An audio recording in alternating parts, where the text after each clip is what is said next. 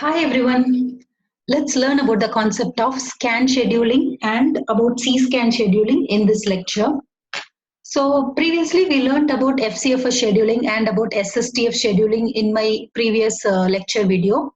So in scan scheduling, basically what we do is the disk arm will start at a particular position and then it will start moving towards the end of the disk. Okay. So in our example, we saw that the disk arm started at 53. So in whatever position it is, it will start from that particular position and start moving towards the end of the disk. So when it starts moving towards the end of the disk, it will service the request as it moves. Whatever request, disk access request it receives when it moves towards the end of the disk, it will service all those requests. And when it reaches the end of the disk, it will reverse the direction of head movement. The disk arm will reverse the direction of head movement and then it will continue the servicing of disk access requests. Okay, it is very simple. Just start from a particular position, move towards the end of the disk, and then when all the requests have been serviced in that direction, reverse the direction of the head movement, and then once again start servicing of the disk access requests in the opposite direction. It is very simple. So one thing which you have to remember here is in both scan as well as C-scan scheduling, the disk arm will move till the end of the disk. Okay. Let us see about scan scheduling with this example. So here we have a disk queue which contains a cylinder access request. So here you can see all the cylinder numbers and we have our head which starts at 53. Okay. So this is our head starts at 53. So one thing which you have to remember is if the direction of the head movement is not mentioned in the question, then you are free to choose whatever direction you like. The disk arm you can assume that the disk arm moves from 53 to 0, or you can assume that the disk arm moves from 53 to 199. So here we assume that the disk arm moves in the direction of 53 to 0. So what we do is the disk arm starts from this particular position and starts moving towards the end of the disk. When it starts moving towards the end of the disk, it is processing the requests in that direction. So what are all the requests? So as I told you, we have drawn a line indicating all the disk access requests. All these numbers are the cylinder numbers, which is written in ascending order. So it starts from 53 and then, so in this direction, there are two disk access requests. One is for cylinder number 37 and the other is for cylinder number 14. So from 53, the disk arm moves to 37. It services that request, and then from 37, it moves to 14 and services the request. Note that in scan as well as in C-scan, in scan as well as in C-scan scheduling algorithm, the disk arm will move towards the end of the disk. Okay, so even though you don't have any disk access request from 14 to 0, but still it will move towards the end. So end means in this direction it is 0 and in this direction it is 199. So it will move towards the end of the disk and then it will reverse the direction of the head movement. Okay. Once it reverses the direction of the head movement, it starts processing all the disk access requests in this direction. In this direction means in the direction from 0 to 199. So here, now we are left with the requests of 65, 67, 98, 122, 124 and 183. So from 0, it moves to 65 and services that request. And then from 65, it moves to 67. And then from 67, it moves to 98. And from 98, it moves to 122. And then to 124. And then to 183. Okay.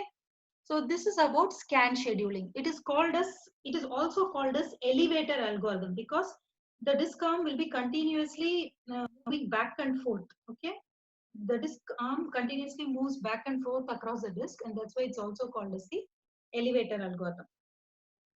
And so here you can see the calculation of the total head movement from 53. It moves to 37. So we have 53 minus 37.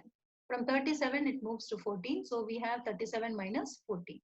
And then from 14, it moves to 0. So we have 14 minus 0. Then from 0, it moves to 65. So we have 65 minus 0. And then from 65, it moves to 67. So number of head movements here is 67 minus 65. From 67, it moves to 98. So the number of head movements is 98 minus 67. Okay, and so on. So at 183, it has come from 124. So 183 minus 124. So when we add up all these things, we will get the total number of head movements as 236 cylinders. So that is about scan scheduling. Scan scheduling is very simple. If I have to tell you in very simple terms, start from a particular position. You can move towards the left side or towards the right side of the disk arm. Unless the direction is not given in the question, you are free to assume any direction of head movement.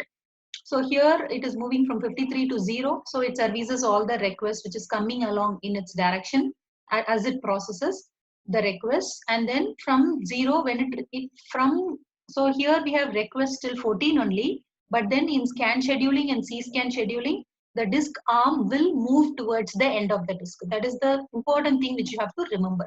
Okay. So from 14, it moves to the end of the disk, which is 0, and then it reverses its direction and starts servicing all the requests in that direction. That is about your scan scheduling. The next type of scheduling algorithm is your C-scan scheduling. Now, C-scan scheduling is a variant of the scan scheduling algorithm.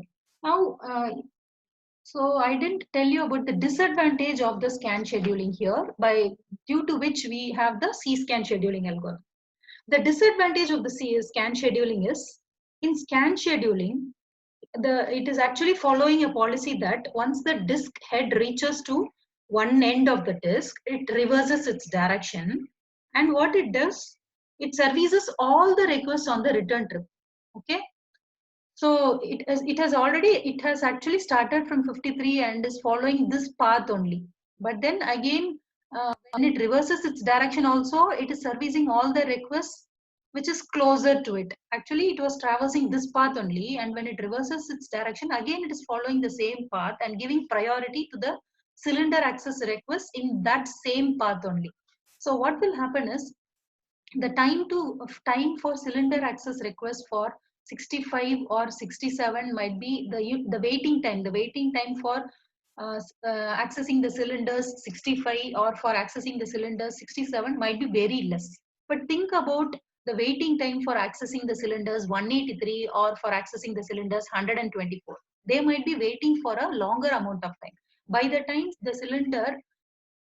time the disk arm changes its head movement and processes all these requests 65, 67, 98, 122, finally when it reaches 183 would have been waiting for a longer amount of time. Okay, but it is actually reasonable for the disk arm, actually 183, the request for cylinder access 183, actually that has been waiting for a longer amount of time ever since it started from here and it reached 0, and then from 0, if it's going to service all this requests, 183 is going to have a longer waiting time compared to the disk access request for cylinder number 65. So all cylinder access requests are not having a uniform waiting time in the scan scheduling algorithm. That is the disadvantage of your scan scheduling algorithm. And in order to avoid that disadvantage, we have the C-scan scheduling algorithm. Now, this C-scan has been designed to produce a uniform waiting time for all the disk access requests for cylinders. Okay. So here also, you can see here, the disk arm starts at 53. Here also the disk arm starts from a particular position and then it starts moving to one end of the disk. As I told you before, it can move from 53 to 199 or it can move from 53 to 0. The direction is not a problem. Okay, so here we choose this path where it starts moving from 53 to 199. As usual, just like scan algorithm, the disk arm processes all the requests, all the disk access requests for cylinders, which comes in its path.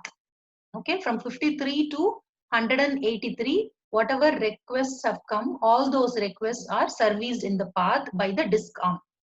And then, since it is, as I already told you, scan and C-scan scheduling algorithms will move to the end of the disk, even though there is no need for moving the disk arm from 183 to 199. In scan and C-scan scheduling algorithms, the disk arm will move towards the end of the disk. So after processing 183, it moves till 199. Then this is where you have the difference between scan and C-scan. In scan scheduling algorithm, after reaching one end of the disk, it reverses the direction of the head movement and then it starts processing the request in its return path, right?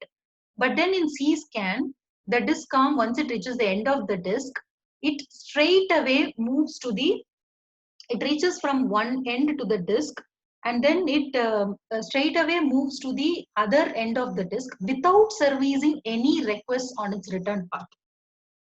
Okay, when the head reaches the other end, it immediately returns to the beginning of the disk without servicing any requests on the return trip. That is the difference between scan and C-scan scheduling algorithm. If it was scan algorithm, it would have serviced all the requests in this path from 199 to 0. It would have serviced all the requests. But then C-scan will not do so. It will simply move straight away from 199 to 0 and then it starts the servicing of the requests. Okay, once again it starts the servicing of the requests. Here the disk access request which is pending is request for cylinder number 14 and request for cylinder number 37. So those two cylinder access requests are being serviced after the disk arm reaches 0. Okay, this algorithm is called as C-scan scheduling algorithm. So in C-scan scheduling algorithm, disk arm starts from a particular position and moves to the end of the disk. It can move in any direction. It can move from 53 to 0 or it can move from 53 to 199. Both are correct. And then when it reaches, when it processes all the requests in that direction, then it reaches the end of the disk. That thing you have to remember. Reaching the end of the disk will happen only in scan scheduling and C-scan scheduling algorithms. Once it reaches the end of the disk, it simply returns to the, moves to the other end of the disk. Okay, so from 199, it moves to the other end of the disk, which is 0, but does not process any requests in that direction. That is the important difference between scan and C-scan scheduling algorithm. So once it reaches 0, then it starts processing of the requests again. Whatever requests are pending, all those requests along the path while it moves to the other end, all those requests will be serviced. Why it is why C-scan scheduling algorithm does like this is to ensure a uniform waiting time. So in the previous example, we saw that because the scan scheduling algorithm was processing all the requests in its return path, because it was processing all the requests in its return path also, the processes which were at the far end of the disk were having a greater waiting time than the processes at the near end of the disk, than the processes which are near to the current position of the disk arm. So in order to avoid that, the C-scan scheduling algorithm does not process any request on its return path. Simply it moves from one end of the disk to other end of the disk and then once again it starts processing the request. In this way, it ensures that there is a uniform waiting time for all the disk access requests. So when you calculate the total head movement, it starts from 53 and goes to 65. So 65 minus 53. And then it goes to 67. So 67 minus 65. And then it goes to 98. So 98 minus 67. Then it goes to 122. So 122 minus 98. So in this way, I have written down all the numbers here to indicate the direction of head movements. And then when we add up all together, the total head movement is equal to 382 cylinders. So this is all about the C-scan scheduling algorithm. So C-scan scheduling algorithm is called, so C-scan stands for circular scan scheduling. Why it is called a circular scan is, it essentially treats the cylinders like a circular list, right? Whenever it reaches the final end of the cylinder, it wraps back to the first end. So the finals, whenever it reaches the end of the cylinder, it wraps around from the final cylinder to the first one. That's why it is called as C-scan or circular scan scheduling algorithm. So that is all about the scan scheduling and the C-scan scheduling algorithms.